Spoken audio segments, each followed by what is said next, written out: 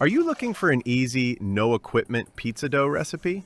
In this video, I'll show you how to make a simple, hand-kneaded Neapolitan contemporanea dough at 70% hydration.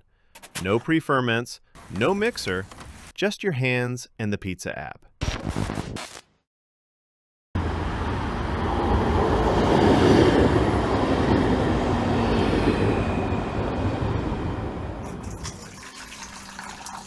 I'll keep the recipe as simple as promised.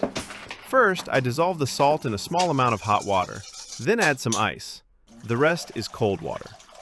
Next comes the compressed fresh yeast, dissolved in the water, and then I start adding the flour little by little. Using a hand whisk works best at this stage. It breaks up clumps and helps incorporate the flour evenly. Once the dough starts to thicken, I switch to a kitchen spoon, add the remaining flour, then grab the dough, hold it firmly, and use my arm as the mixer. As soon as the dough comes together into a single ball, we let it rest for 30 minutes. After a 30-minute Autolyse-style rest, the gluten development is already underway, but the dough will still feel a bit rough and uneven.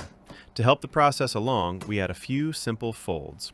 Keep your hands slightly wet to prevent sticking, and work with quick, confident movements. Grab the dough, lift it up, fold it over itself, then rotate it about 180 degrees and fold again. Repeat this a few times. That's all it takes. These folds help strengthen the gluten and smooth out the dough without overworking it. After another 30-minute rest, we give the dough a few folds again. This helps smooth out the structure and build strength without intensive kneading. In my previous videos, I often used a bit of olive oil, but for Neapolitan contemporanea, we usually skip it. Instead of oil, this style relies on higher hydration and gentle handling to achieve that soft, open crumb and light texture. You could say contemporanea sits somewhere between classic Neapolitan and modern doughs. After a 60-minute resting time, we divide the dough into 4 portions. Since this dough is still fairly sticky, we use a little olive oil on the table and on our hands to make handling easier. Each piece is folded into a tight ball, sealed underneath with a pinching motion, and placed into plastic containers. I use both lightly oiled round containers and dry rectangular ones to see if there's any difference in the final result. After balling, the dough rests for another 30 minutes, then goes into the fridge for a full 24-hour cold fermentation. While the dough balls are proofing, we take a quick break and check out the Christmas fair.